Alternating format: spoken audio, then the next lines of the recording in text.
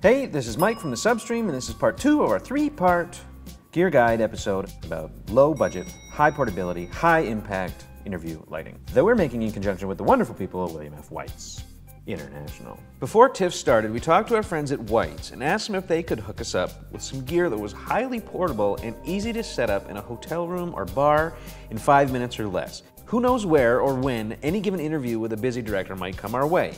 We needed to be ready at a moment's notice, because that's weirdly the nature of talking to people at something like the Toronto National Film Festival. It's a good analog as well for talking to people in a documentary that you might be making, if you're making it without much money, which is the way that most people make documentaries. You end up shooting interviews in locations you've never seen before that might not have power or even room to set up a lamp. And that's why we took away some kind of atypical production gear to use in these atypical production circumstances. We started with the Kino Flo Parabeam 200. It's a Kino much like other Kinos in that it's a big, portable, lightweight source of very soft light.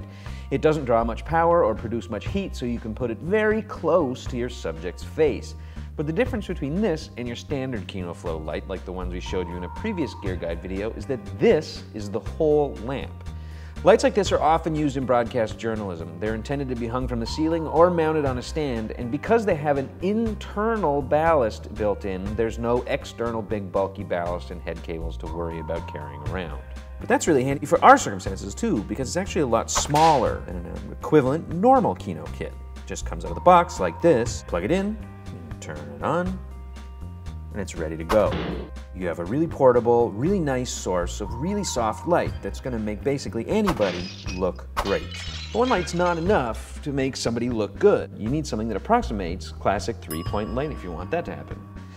Here's a trick. No matter where you're shooting, whether in a hotel room or a bar or a lobby somewhere or even an office, you can usually count on one thing: the availability of light through a window. Just go stick your subject next to the window and you have a nice bright source of light. Then all you really need to do is supplement with other daylight sources like this one. That's what we did when we talked to Rob Stewart, director of Sharkwater and Revolution. We met up with him in a hotel room and we stuck him next to the big window, which was giving us pretty good key light for his face.